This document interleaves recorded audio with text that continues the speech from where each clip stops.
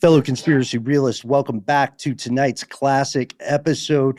You have probably heard a lot of scuttlebutt about aviation in general over the past few months, especially recently with the changes happening to the FAA here in the U.S., and of course with the early controversies surrounding Boeing, America's answer to Airbus. Not to mention the news that came through, I believe, yesterday. There was a Delta flight in Toronto that crash landed on the airstrip and was inverted completely. I was asking Matt off air if anyone was killed. I think it was just like an emergency evacuation after the fact. But it's kind of crazy times to be flying the friendly skies, guys. Yeah, several people were critically injured, but nobody got killed in that incident, thankfully. They were all hanging upside down, though, inside the plane, which, but hey, that didn't stop the three of us from getting on planes. Yeah. I mean, what else are we going to do? Run really fast? I can't. I can swim all right, but I can't swim across the Pacific yet. I'm trying to get my reps in. This is the thing, though. Thankfully, no one died in that recent aviation debacle. And the plane was like, everybody knew where the plane was the entire time. And it may be immensely, profoundly disconcerting to realize that even now, in these, our modern years, an entire plane can simply disappear. In November of 2019, we explored something a lot of our fellow conspiracy realists were asking us about: Malaysia Airlines Flight 370. Let's hear about it.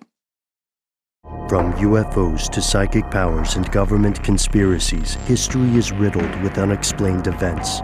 You can turn back now or learn the stuff they don't want you to know. A production of iHeartRadio's How Stuff Works.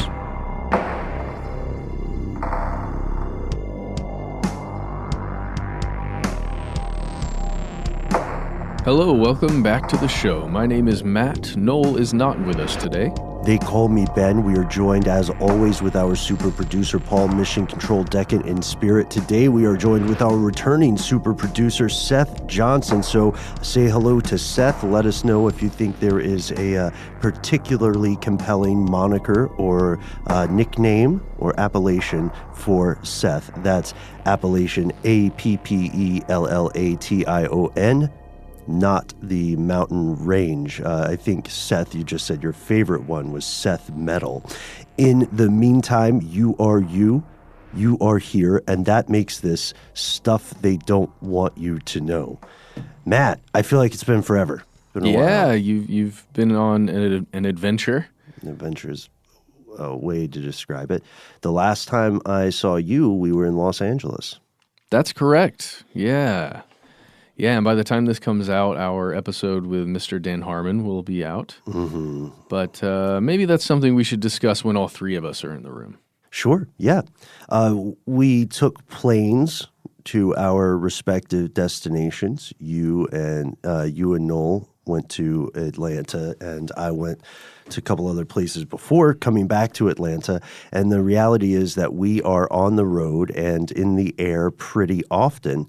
And many of our fellow listeners tuning in today are part of the 1.7 million U.S. residents on a plane, like, as we speak. Yeah, there are a lot of us in the air right now, flying the skies. Yeah, and let's be honest, planes are amazing, astonishing even. It's this incredible thing that for the majority of human civilization was a wild fantasy, right? Mm-hmm. Oh, yeah, and it's, who is it? I think it's Louis C.K. who has a bit about how amazing planes are. Maybe don't listen to it anymore. I don't know what the rules are, but you can. He's got a great bit on it. It exists. But here's the thing. Sometimes traveling by plane is that amazing experience, but other times, it's at least a frustrating thing, or it can be. There are a lot of pros and cons. So if you are going to get on a plane, you know for sure you're going to get to your destination a lot faster than by any other means. If it's across a large body of water, then it's insanely faster than taking a boat. If it's across land, it's significantly faster than taking a car.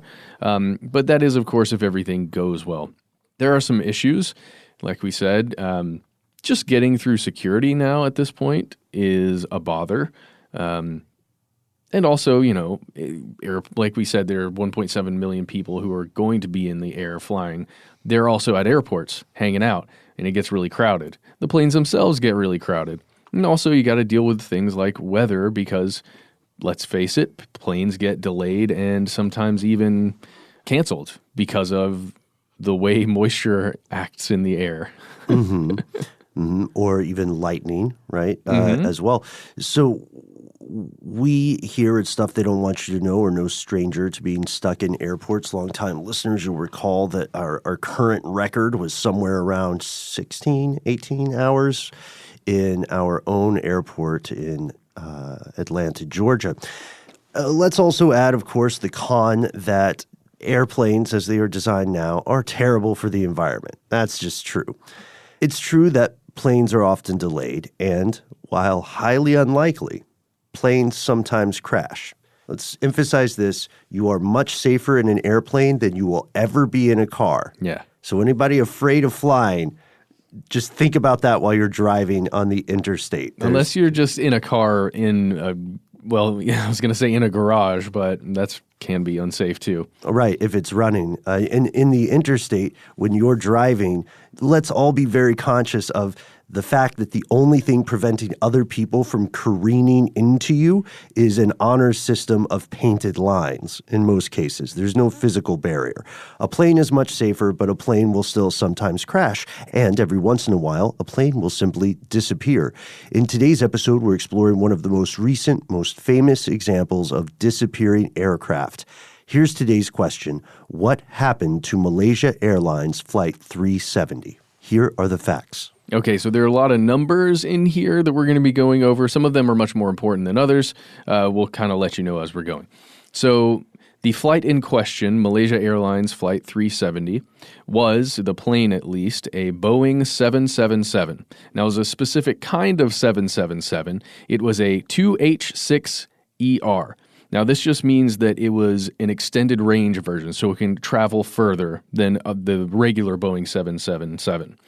Now, this particular model of 777 has been in the air or been flying commercially since 1997. And this model it's huge. Its length is over 200 feet, and it's designed to accommodate upwards of 260 passengers, so 260 plus. It can be basically changed slightly how the seat structure is to accommodate more people. Yeah, here's a little conspiracy that we'll just add in for free here on our free show. We'll confirm this conspiracy too. Airline legroom is getting smaller with each successive iteration. Why is that, Ben? Because they can put more people in the plane. Oh. Right? And then they still sell more tickets than there are seats in the plane. There's a dark science to it. This particular plane in question, the one that the Boeing 777 2H6ER that was flying on Flight 370, it had the serial number 28420. It had the registration number 9M-MRO. It was the 404th Boeing 777 produced. It was first flown on May 14th, 2002.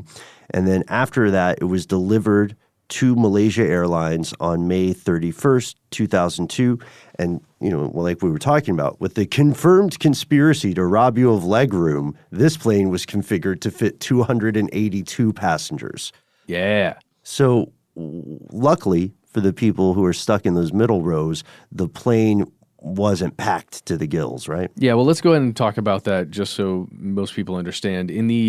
If you're thinking about maybe a plane that you've been on before, if you've flown in a plane, Malaysia Airlines Flight 370, had 3 seats in the center aisle. Then it had 2 seats, a row of 2 seats on the left and a row of 2 seats on the right if you were sitting economy. It was much more spread out and sparse if you were sitting first class or business class. Mm-hmm. And during this flight, there were 12 crew members. There were 227 passengers. 153 of those passengers were Chinese nationals, the majority. 38 passengers were Malaysian, and the rest were from a combination, a mixtape of 12 different countries. You will read different estimates of the total number of people aboard, but we'll have more on that later. The plane itself had no major incidents in the past, and routine maintenance inspections had been carried out. The most recent one on February 23rd, 2014, they found no significant issues. You know what I mean? So it's pretty good. 12 years of service, almost, with no major incidents. I would take those odds if I was going to get on that plane or be the captain of that plane. So let's get to the day on March 8th, 2014. So it departed from Kuala Lumpur, Malaysia, and it was headed to Beijing, China. So it's really important to note here, this was a red-eye flight. This was one of those early morning, you're going to fly basically through the night and probably sleep on the plane if you're a passenger. Mm-hmm. The wheels were up at 12:35 a.m., the local time, and it should also be noted that this is the same, they're essentially flying east a little bit to Beijing from Kuala Lumpur. So they're in the same time zone. So when we were talking about times here, it's going to be the same thing. So leaves at 12:35 a.m. It's scheduled to arrive in Beijing at 6:35 a.m. Mm-hmm. And this was a routine trip. It's one of 2 daily flights the airline conducts along this route. That's pretty common with a lot of airline destinations because you can fly the plane from point A to point B and then fly it from point B to point A, so it ends up where it left, and it still has its home, its HQ, but now you have 2 flights instead of 1. This flight takes about 5 hours and 34 minutes. This consumes a ballpark of 82,000 pounds of jet fuel, which is normal. And in another routine practice, the aircraft carries 108,200 pounds of fuel, including its reserves. This gives it an overall flight time, endurance. It can be in the air for 7 hours and 31 minutes. Mm-hmm. This ensures that pilots can keep the craft aloft in case they need to divert to another airport. Think of it like a form of insurance, a margin of error. Again, this is a pretty common thing. This is not in any way unusual. We have to set the facts out there. So we've established the following things as being normal and routine, right? The route, the passengers, the amount of fuel they had, and so on. But there was a very abnormal and tragic thing that happened that made Flight 370 different from all the other routine trips back and forth from Beijing and Malaysia. And that was that this plane disappeared. What exactly happened? We'll answer the question after a word from our sponsor.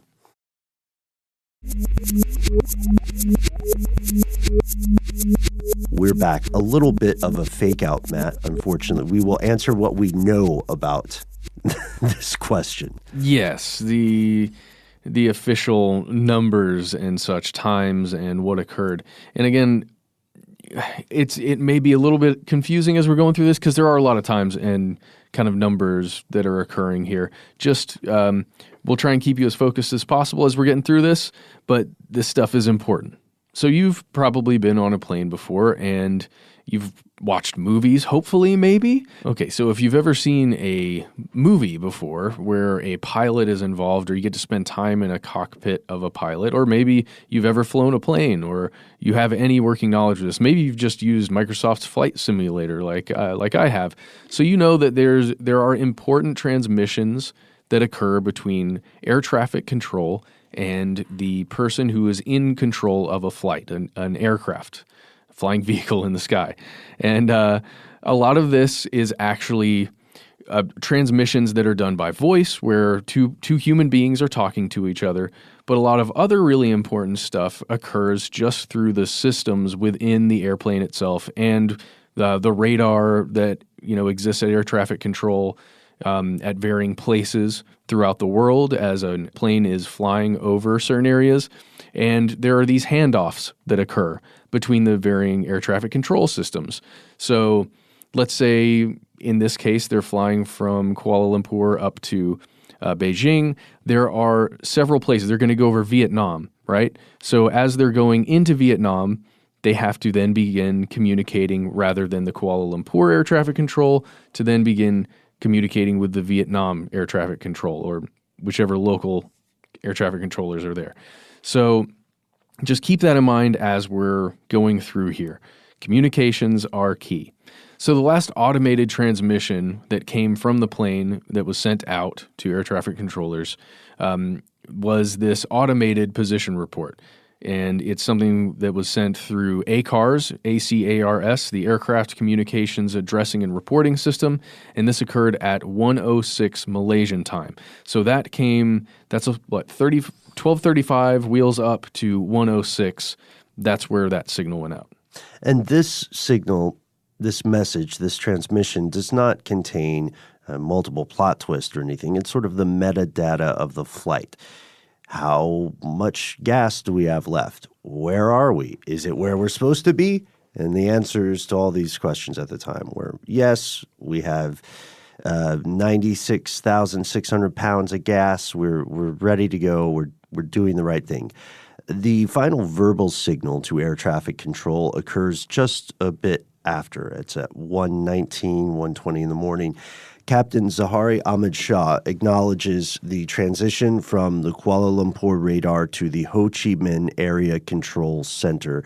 And that's just as you said earlier, Matt. Let's think of it kind of like an audio radar version of a handshake or a pass-off, so that despite no longer being in Malaysia's airspace, the plane is still under the watchful eye of some sort of authority. Yeah, and it's going to be important later on in the story, because there's a very specific thing you have to do within the airplane to change your transponder to then, it's called squawk, to then change that to send out to the new air traffic controllers. Mm-hmm.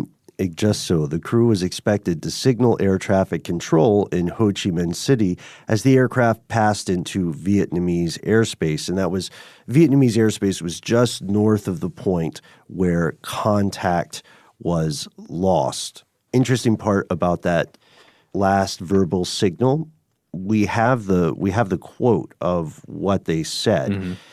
The controller at Kuala Lumpur Center radioed Malaysian 370, contact Ho Chi Minh 120.9, good night. The captain Zahari answers, good night, Malaysia 370.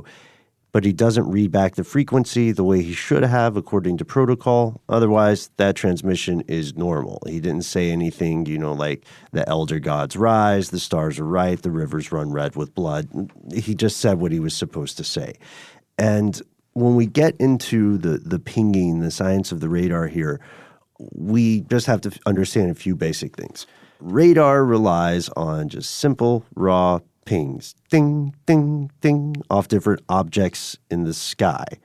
But air traffic control systems use what's known as secondary radar. Secondary radar needs a transponder signal that is transmitted by each airplane and contains more information than the primary radar does. Secondary radar comes from the plane, has the airplane's identity and altitude.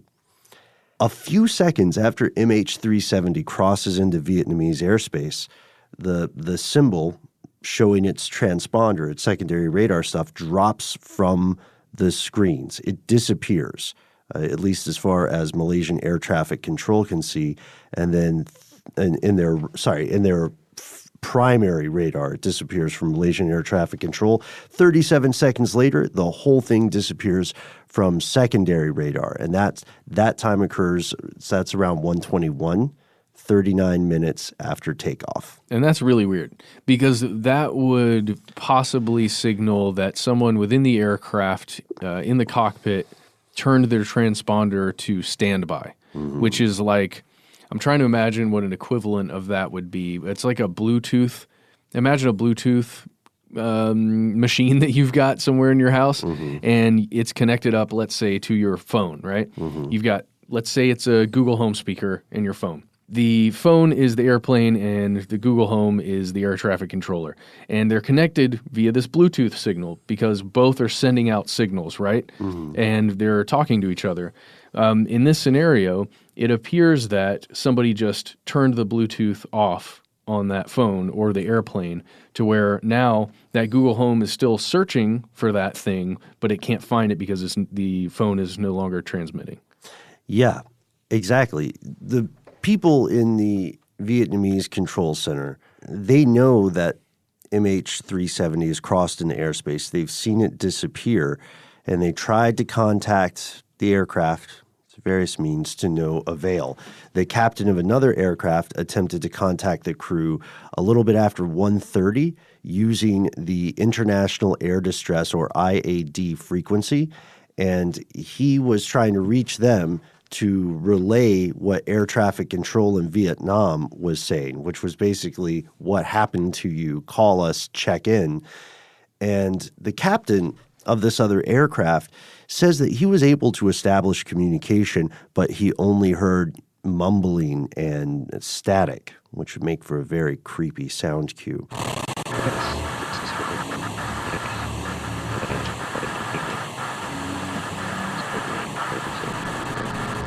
And that right there could get into something that may have occurred on that plane. Just keep that in your mind. Mumbling and static.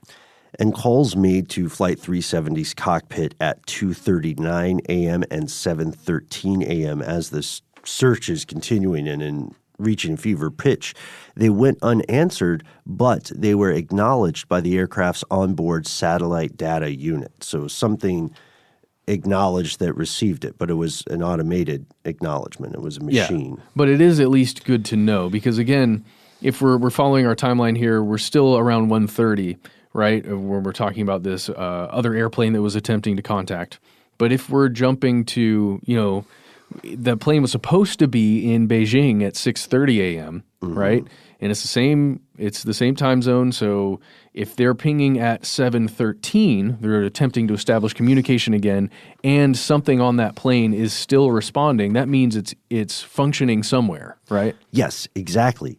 Around the time that Flight 370 disappears from radar and its transponder stops pinging, military radar shows Flight 370 turning right, but then beginning a left turn to some southwesterly direction.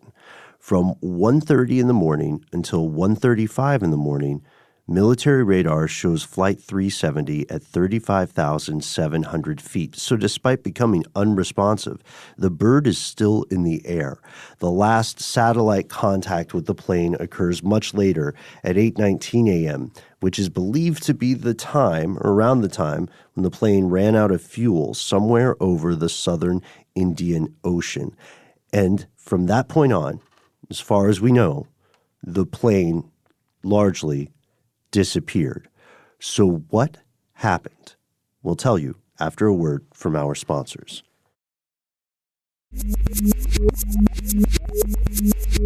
Here's where it gets crazy. In the days, weeks, months, years following the disappearance of the flight, numerous theories have cropped up. There are a ton of them out there, folks, and they range from the fanciful to what I have to admit is the disturbingly plausible. Matt, which way do you want to go with this? Let's start with some of the most plausible stuff that's out there, because there have been some I think well-reasoned arguments as to what have possibly occurred. However, now that we know a little more information, specifically what we mentioned right before the break, the military radar info that was held back for quite a time there by the Malaysian authorities, we do know that weird left-hand turn occurred, or at least that they went off course, right? Mm-hmm. We talked about that northeast direction heading up to Beijing where it should have been, and it didn't do that. It turned around, went back over Malaysia, and then over the tip of Indonesia there, and then took a left turn somehow. That's what we know. Mm-hmm. So taking all that into account, it changes things, and it makes some of these most plausible explanations a little different. So let's get into one of the most plausible. The idea that somehow the people responsible for flying this plane either lost consciousness or were experiencing something called hypoxia. And hypoxia is just a fancy way of saying a lack of oxygen, specifically to the brain. And then what happens, it describes what happens in the brain because of that lack of oxygen. And this generally occurs on aircraft when there's a decompression of the cabin, right? Just quickly to go over this, Ben, maybe you could probably explain this a little better than I, but the thinning of air as you go higher and higher in altitude is a real issue because human bodies need a certain density of oxygen in air to be able to breathe correctly. And when you're flying in a plane, if you were just at that altitude, like 35,000 feet in the air without a pressurized cabin, you wouldn't be able to breathe. It would only take a few seconds before you would begin to experience hypoxia, not be able to think correctly, and then pass out. In a plane, it's pressurized, and it's generally pressurized to around 10,000 feet, or the equivalent of about 10,000 feet in the air. So the air you're breathing inside the cabin is, they call it 10,000 feet. Generally, it's the equivalent of that. In this case, if the cabin was depressurized, then the crew would have been experiencing hypoxia. They would have been disoriented. They wouldn't have been able to make good decisions, or at least decisions that were based on their training. And if that happened, it could lead down this cascading pathway of bad decisions and then tragedy. But here's the thing. Even if the crew was unresponsive because the cabin depressurized, they experienced hypoxia, they passed out even, the autopilot that exists on these Boeing 777 planes would have kicked in, and they would have at least stayed on that path northeast towards Beijing. Yeah, the autopilot would stay on until the engine literally ran out of fuel and experienced a flameout, at which point the autopilot would disengage and the aircraft would crash very soon thereafter. However, this doesn't explain why the plane seemed to turn around after becoming unresponsive, which I think you mentioned at the top before we even started going into theories. Yeah. Autopilot won't do that. An autopilot program would not do that. Hypoxia is known to cause confusion and disorientation, which can lead to abnormal, erratic behavior. And the question here is, could that have played a role? Could the gradual decompression of the cabin occurred such that people didn't maybe instantly pass out, but the captain or someone piloting the aircraft was confused and freaking out and then tried at the last minute to do what they saw as a course correct? That's the question. Australian Transport Safety Bureau doesn't 100% confirm this. They're very careful with the way they build their case. If you read the report, they're essentially saying the evidence indicates this is the most plausible explanation. But there are other ones out there. What if this was, I know this is a tense term for some people, an inside job? What if the plane was hijacked by a member of the crew, possibly in a suicide attempt? Rational Wiki has a great approach to this. They summarize the following facts about the pilot we'd mentioned earlier, Zahari Ahmad Shah. Shah was reported by his coworkers and friends to be going through a period of, quote, emotional distress due to his marriage falling apart. A later police investigation, they did a background check on everyone on the plane. And in these background checks, the police investigation of Zahari found that he had been acting in an erratic manner in the last few days leading up to this flight. Specifically, he had made absolutely no plans after March 8th. Yeah. That's where his calendar ended. And it sounds crazy at first to say, wait, a pilot hijacked their own plane to commit suicide or something like that? Weirdly enough, that's not as uncommon as any of us would probably like to believe. It certainly happened a few times that I can think of in the past. It's a weird thing to imagine somebody deciding to take their own life along with 200 plus others. It's hard to imagine. Well, but it's not implausible. Yeah, unfortunately, that's something we know because one thing this show has taught us about the human experience is that humans are very, very selfish and very, very talented at rationalizing their horrible base traits, right?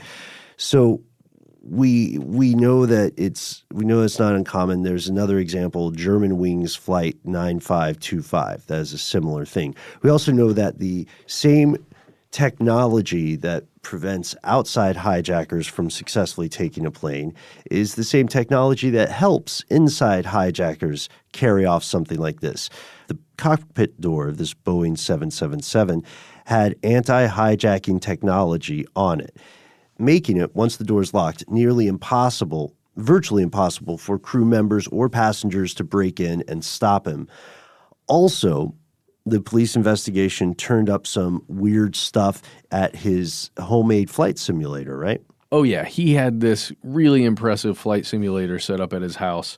You know, for me, when I was playing it, it was just on my home computer. I had a mouse and a keyboard, and I thought it was awesome. But for him, he actually had a lot of the controls, a lot of the actual devices that you would need to manipulate on a plane to make it function. And what they found there was very strange. Apparently, when they actually pulled stuff up, all they really found were coordinates of basically like takeoff and landing, right? Mm. So there were several coordinates that were out in the Indian Ocean where it's thought, within the area that it's thought that perhaps this plane crashed.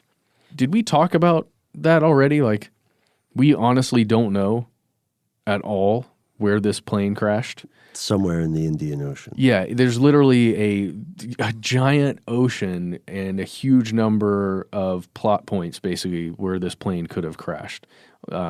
It's insane. But several of the coordinates on his flight simulator were within that area, just in the ocean.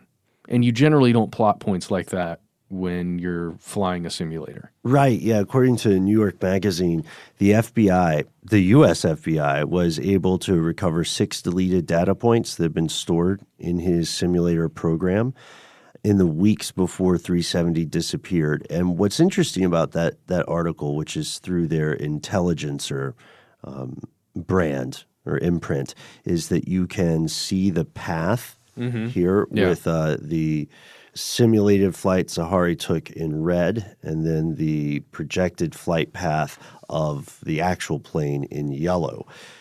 They don't line up 100%, but the direction is more or less exactly the same. So this flight simulator stuff is not proof positive that Zahari himself took over the plane and purposely crashed it or crashed in an attempt to get somewhere. Well, yeah, because you can't prove intent or anything like that with what he was doing on his flight simulator. There's no way. He may have just been wanting to fly out towards Antarctica that day because he was bored on his flight simulator. I mean, seriously. He may have just been, and call me crazy here. Maybe this too tinfoil hat for everybody because he's a pilot. He might have just been practicing flying planes. Yeah. I mean, maybe I'm the fringe theorist in this case. Here's the problem, though. A report in 2018 claimed to rule out suicide based on an analysis of the crew's backgrounds, including the pilot, and then personalities and analysis of voice recordings. This report claimed the pilot wasn't the culprit, but it did not rule out interference by a third party. And we do have to we have a couple of things we have to mention about those reports in general, which is that the Malaysian government and a couple of other governments scrambled to cover up and suppress things in the initial early days of the investigation, partially because they did not want to have bad PR. Yeah, ultimately, and I don't mean to sound reductive calling it that, but they didn't want to have bad PR. They also did not want to reveal their military capabilities, because if you allow military tech to enter into a civilian or commercial search like this, you're essentially giving away information to other adjacent countries and state actors. And Vietnam will say, "Oh, you can see that? Yeah. But that's in our airspace." And then, of course, China will say, "Oh, so that's how far your radar goes? Delightful. Thanks for the info, bro." But this other report argues that, well, it doesn't argue. It does not rule out interference by a third party. And this idea of hijacking by an external party is the most commonly cited explanation. It's the one you saw in most mainstream U.S. media. The problem is there's no terror group that has taken responsibility. There are no terrorists who said, we did this. Yeah. It's us. There's that weird open letter from some group purporting to be from China, like a terror group from China, but it was ruled to be likely not actual. And background checks on all the passengers have come up relatively clean, except for some scuttlebutt about 2 Iranian passengers flying on fake German passports, I want to say. There's still no known motive for the disappearance. Fire has also been advanced as a possibility. That's true. Fires happened in the past, but until we actually find the majority of the wreckage, there's no way to know it. There are less plausible things that have been advanced. There's always an alarmist call citing jihadists. Oh, yeah. There's the possibility of a cyber attack. Oh, yeah. And that has to do with the plane's autopilot system, because after 9/11, as another way to try and prevent some kind of hijacking, Boeing installed this specific countermeasure within the autopilot so that air traffic controllers could take over, basically in remote control, fly that plane. Mm-hmm. And in 2007, Boeing had said they had installed what they call the uninterruptible autopilot. So the theory is that hijackers on the plane or on the ground hijacked this autopilot program and tampered with it, sort of the way that U.S. intelligence agencies have been accused of tampering with remote driving capabilities of newer vehicles. And there's a tech writer named Jeff Wise who said maybe the hijackers accessed the systems through the floor of the first-class compartment, being able to spoof satellite data to mislead searchers. And then he said maybe they flew the plane north to Kazakhstan. But this doesn't explain nor account for dozens of other problems. One thing I think is interesting that is probably not true, there's a Delta Airlines captain named Field McConnell. His real first name is Field. And he said that there was corporate espionage at play, that Flight 370 was captured because some of the passengers on the plane were Chinese employees of an Austin-based semiconductor manufacturer named Freescale. And this is something that some of us have heard reading into 370. Captain McConnell claimed that the paint and equipment on Flight 370 were secret devices produced by Freescale that gave the plane stealth capabilities. So he's saying like it didn't wreck. Yeah. It was captured. The corporate espionage angle is pretty fascinating. You know, initially when that came out, I thought, I didn't know whether there was sand to it, but I thought, okay, well, this is a collection of people who work in the same rarefied air, right? So they would be potentially high-value subject matter experts to someone, but does that make them a high-value target? And that's what I couldn't get past. You know? Yeah. There are easier ways to disappear people. Certainly, but the concentration of a lot of those people is, if we were gaming it out, that would be very helpful. Yeah, true. And there's another part here, which is that the plane doesn't have to have high-value targets, quote unquote, aboard for it to just be shot down. And a lot of people said it was shot down. It was very popular with the right-wing contingents here in the United States. The theory is not super complex. Just says a government somewhere, possibly Malaysia, possibly the U.S., possibly China, shot plane down. So there are a lot of reasons there. Some of it was just because the plane ended up in airspace that was controlled, specifically over Ukraine. That was the thought, at least, and that it was shot down because it was perceived as a threat in controlled airspace.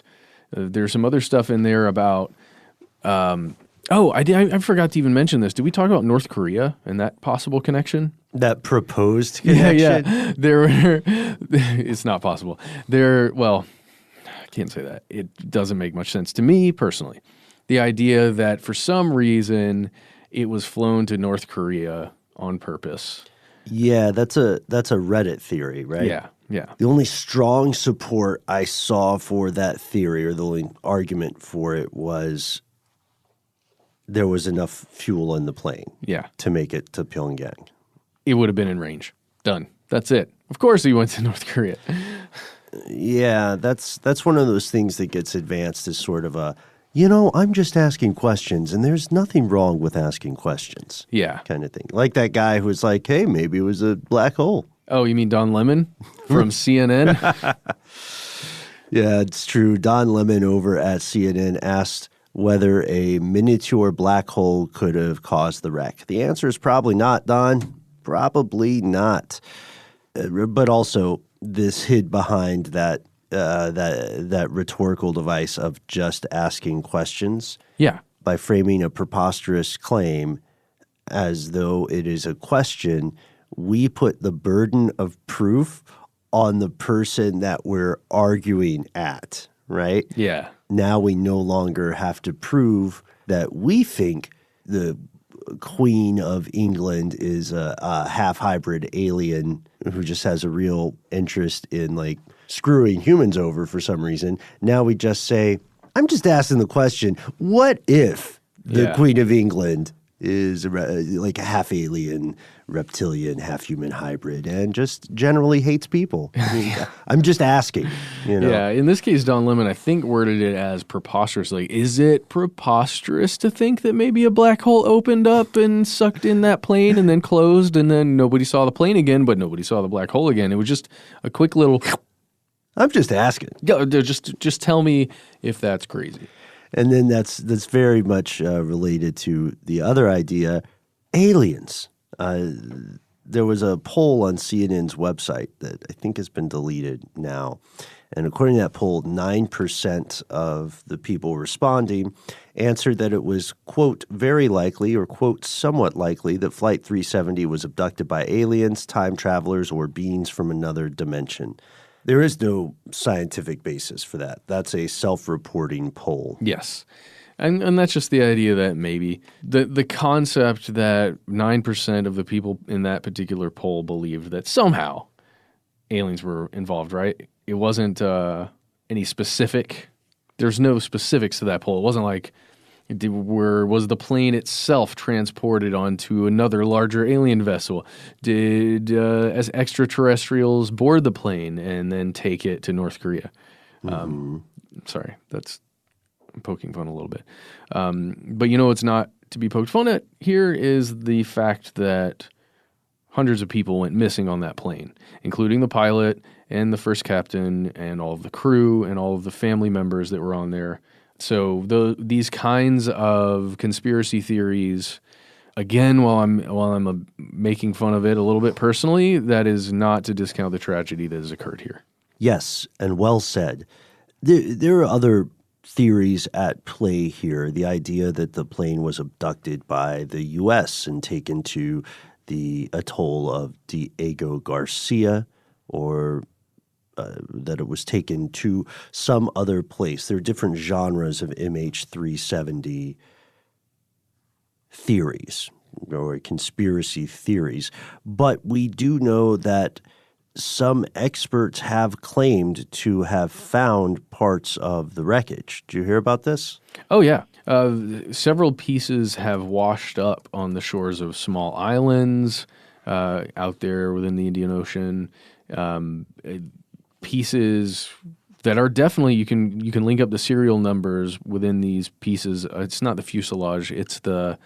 There was a wing flap in Tanzania. Yeah, that's one of the things like that. You can actually match it up and say, yes, this came from this specific model and serial number. And there was a plane wing fragment in Mauritius. Yeah, there's a great article from The Atlantic called What Really Happened to Malaysia's Missing Airplane. Mm-hmm. That is written by William Langwish. That's pretty recent. It's July of 2019. Yeah, and within there, William does a great job of outlining. There's a particular man that I cannot recall his name right now, but Gibson. It is Gibson. Blaine Gibson. He's the essentially self-made Malaysia Airlines 370 hunter. I mean, really, he's been looking for pieces of debris that have washed up on shores across the world, all over. And he's also put feelers out to a lot of these smaller islands where stuff just happens to wash ashore, and then they notify him. Yeah, to continue with the examples, there was I am not an aviation expert, I do not know what a flaperon is or a flaperon, but there was one found in Reunion Island or on Reunion Island 2015. That would make a total of at least three confirmed pieces, but then there are other things that have been found that are almost certainly from the missing jetliner. Madagascar, there was a cabin interior panel found in June of 2017. Engine cowling in South Africa, another interior panel on Rodriguez Island, horizontal stabilizers on Mozambique, flap track fairing on Mozambique. The stuff is out there. It's being found. One interesting conspiracy theory I heard about Gibson, which I hope was not proposed in a serious air, was that he had access to much more wreckage, but was doling it out slowly for his reputation. And Mr. Gibson, if you're listening, I do not believe that's the case. And I think people who are doing that were hopefully being satirical or trying to be edgelords online. Yeah, I would agree. At least from the writing from that article, it appears that his actions have been well-intentioned, like going to memorials to meet with family members of victims and going, traveling all over the world with people. In particular, there was a young woman whose mother, I believe, was lost in that flight. It's an interesting thing because as they're finding these pieces of wreckage that wash up on shores, dotted across the area there, the whole point is, or at least Gibson and some of the other people involved, they're trying to trace back through ocean currents where that piece of wreckage may have originated, right? Because if it was 16, however many months after the wreckage was found from the day that they know the plane went missing, you can kind of trace, just through the records of ocean currents, what possibly was the route, right? And then if you find that route, then maybe you can find the origins of where it actually went down, and you could find the rest of the plane. And then the end goal for that would be to find the black boxes so you can actually hear what occurred inside that cockpit. And it's interesting you say that because that would be my summation too, the importance of finding the black box. However, that's not what the author from The Atlantic ends up proposing, because now we're several years past the event. People in Australia have done all the research they could. The government of China is censoring news that might – the government of China just wants to move on, right? Mm-hmm. The government of Malaysia wishes that, of course, this never happened. They want it to go away. And while people are still finding pieces, and Gibson being one of the main sources of those pieces – you would think that the government of Malaysia would be more happy about it, right? But unfortunately, that does not seem to be the case. They want to walk away from this because it made them look bad. It made them look a little incompetent. They weren't following protocol. They were doing cover-ups pretty much immediately. And so to the Atlantic author, I guess the best way to sum it up is to take an excerpt from their earlier piece in July of 2019. They say, quote, "The important answers probably don't lie in the ocean but on land in Malaysia. That should be the focus moving forward. Unless they are as incompetent as the Air Force and air traffic control, the Malaysian police know more than they have dared to say. The riddle may not be deep. That is the frustration here. The answers may well lie close at hand, but they are more difficult to retrieve than any black box.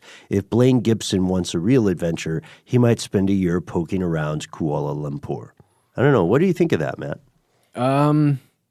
It's weird to put it on Blaine Gibson like that because I think what he's doing is separate from what the writer is talking about. The writer's talking about corruption, right? And an investigation into that corruption. What Blaine is doing is literally trying to find pieces and then trace back, working with Australia and a couple other places to trace back to the originating point to find that black box. Mm-hmm. So I don't know. To make an equivalency out of those, I don't know. Doesn't make sense to me. I'm not doing that. No, that's what I'm saying. It doesn't make sense to me, but I see what the author is saying in the same right, that the way it was obfuscated by the Malaysian military and some of those, groups, at least initially, mm-hmm. It does lead you down the path of they know something more than they're saying, because they certainly did before it was leaked. And now the question is, did they reveal all the stuff they knew at the time? Or are they, for some reason, holding back information? And if so, what is that information? And yeah, why? Why? What is the motivation? It doesn't... goes down to information and motivation. And this is close to where today's episode ends. We do not have all the answers. There are pages and pages written about the event, but what we can conclude is that it does clearly seem to have wrecked. Many of the survivors, the relatives, the family members, and loved ones of people who most likely died on this plane would, of course, be joyous for the closure of discovering the bodies, giving them a proper burial, and so on. But the ocean is vast. And at this time, while we can speculate about the circumstances of these people's unfortunate deaths, we can not pinpoint where the bulk of the plane is now, or even if the plane exists in one largely coherent piece. Well, I don't know, man. It feels like if it did crash into the ocean, going as fast as it generally would, it would be pretty difficult to find a couple of big pieces of that plane. But it doesn't make sense because it seems like there would be more things in pieces floating on the surface than were ever recovered. Yeah, also the ocean is awash with trash. Yeah. And huge. It's very difficult. It's very, our species is very good at losing things. It's very difficult to find missing planes. I know that seems counterintuitive because planes are big, right? Yeah. But the ocean is bigger, and we lose planes way more often than I would like to believe. Yeah, agreed. And this leads us to something that you have been thinking of off air, right? Occam's razor. Yes, there's an article that's written by Christine Negroni, and she basically just puts forth the idea that if we do take Occam's razor into account here, the combination of a transponder that ended up somehow in standby mode, a depressurized cabin that disoriented the people who were meant to be flying that plane, and then an inexperienced first officer who didn't know exactly what to do to then gain control of the plane because, in her mind, at least to the facts that she has, the idea that the very, very experienced pilot that was supposed to be piloting the plane was in the bathroom for some reason, in the main cabin or in the business class cabin when the cabin depressurized, so that he could not get back to where he needed to be to fly the plane, and the inexperienced guy was at the helm. That's at least what she believes, and that's what led to the ultimately to the weird stuff that happened on the flight and then the crash. But that scenario does not account for that strange left turn. The whole turning around of the plane from their heading towards Beijing to then taking that big left turn towards Antarctica. The manual southwestern turn, which was essentially a 180. Because somebody did that. Yeah, someone had to do that. And that's our classic episode for this evening. We can't wait to hear your thoughts. That's right. Let us know what you think. You can reach us at the handle Conspiracy Stuff, where we exist on Facebook, X, and YouTube. On Instagram and TikTok, we're Conspiracy Stuff Show. If you want to call us, dial 1-833-STDWYTK. That's our voicemail system. You've got 3 minutes. Give yourself a cool nickname and let us know if we can use your name and message on the air. If you got more to say than can fit in that voicemail, why not instead send us a good old-fashioned email? We are the entities that read every single piece of correspondence we receive. Be aware, yet not afraid. Sometimes the void writes back. Conspiracy@iHeartRadio.com.